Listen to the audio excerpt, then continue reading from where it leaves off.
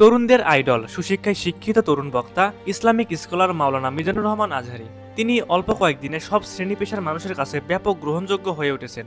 বর্তমানে যে কজন ইসলামী চিন্তাবিদ রয়েছেন তাদের মধ্যে অন্যতম তিনি। ময়মনসিংহে আগামী 15 ফেব্রুয়ারি প্রখ্যাত ইসলামী আলোচক ডক্টর মিজানুর রহমান আজহারীর তাফসিরুল কোরআন মাহফিল বাস্তবায়ন করার লক্ষ্যে উলামায়ে কেরাম, বিভিন্ন পেশাজীবী ও সুধীজনদের সাথে মতবিনিময় সভা অনুষ্ঠিত হয়েছে।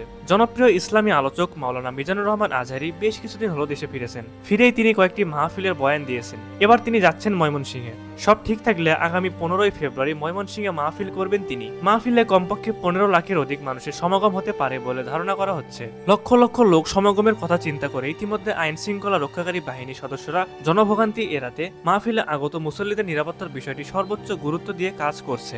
এর আগে 2020 সালের শুরুতে মাহফিল বন্ধ রেখে মালয়েশিয়ায় পাড়ি জমান মাওলানা মিজানুর রহমান আজহারী সব ওয়াজ মাহফিল বন্ধ রেখে মালয়েশিয়া যাচ্ছেন। তিনি লিখেছিলেন, পারস্পরিক কিছু কারণে এখানে এবছরের তাফসির প্রোগ্রামের ইতি টানছেন তিনি, তাই মার্চ পর্যন্ত আমার বাকি প্রোগ্রামগুলো স্থগিত করা হলো।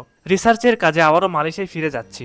আল্লাহ রব্বুল আলামিন সুযোগ করে দিলে আবারও দেখা হবে, কথা হবে ইনশাআল্লাহ। 2020 সালে দেশ ছাড়ার পর গত 4 বছর আর দেশে ফিরেননি মাওলানা মিজানুর রহমান আজহারী। 5ই আগস্ট শেখ হাসিনা সরকারের পতন ঘটলে 2 অক্টোবর দেশে ফেরেন তিনি। এক সপ্তাহ দেশে থেকে আবারও মালয়েশিয়া যান। দেশে ফিরে এসে তিনি ঘোষণা দেন দেশের প্রত্যেকটি বিভাগে মাহফিলে অংশ নেবেন তিনি। তারই ধারাবাহিকতায় একে একে দেশের বিভিন্ন জায়গায় মাহফিলে অংশ নিচ্ছেন তিনি।